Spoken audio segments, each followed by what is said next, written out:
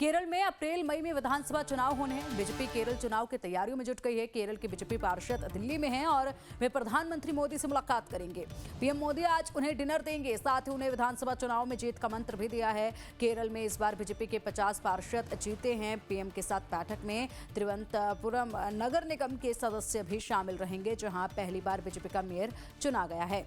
तो आज का दिन महत्वपूर्ण है यहाँ पर, और पीएम आवास पर पार्षदों की मुलाकात होगी। मिशन केरल पर प्रधानमंत्री मोदी हैं और इसी दौरान यहाँ पर मुलाकात देखी जाएगी। तस्वीरें सामने आई हैं और केरल के बीजेपी पार्षदों को पीएम मोदी डिनर देंगे। अधिक जानकारी के लिए हमारे सहयोगी कमलेश जी लगातार जुड़े हुए हैं। कमलेश जी, केरल में अप्रैल मई में विधानसभा चुनाव होने हैं, उसको लेकर तैयारियां जारी हैं और ऐसे में आज महत्वपूर्ण ये मुलाकात भी है। देखिए, जो जानकारी मेरे पास है उसके मुताबिक तो यही है कि केरल के जो पार्षद जो चुन के पहली बार है, उसमें तिरुवनंतपुरम के जो मेयर भी हैं वो भी उनको लीड कर रहे हैं। उनकी बड़ा प्रतिनिधिमंडल दिल्ली के दौरे पे है और लगातार बीजेपी के वरिष्ठ नेताओं से मुलाकात हो रही है उनकी।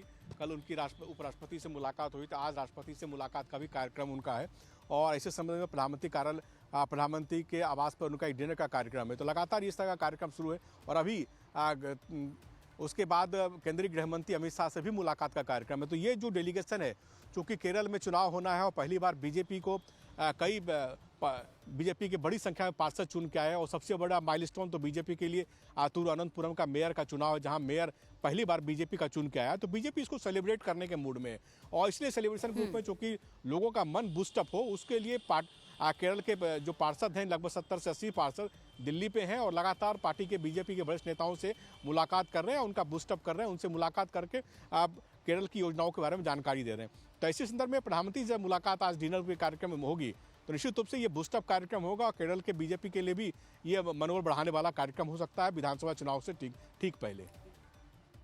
ठीक है कमलेश जी, बहुत शुक्रिया आपका इन तमाम जानकारियों के लिए।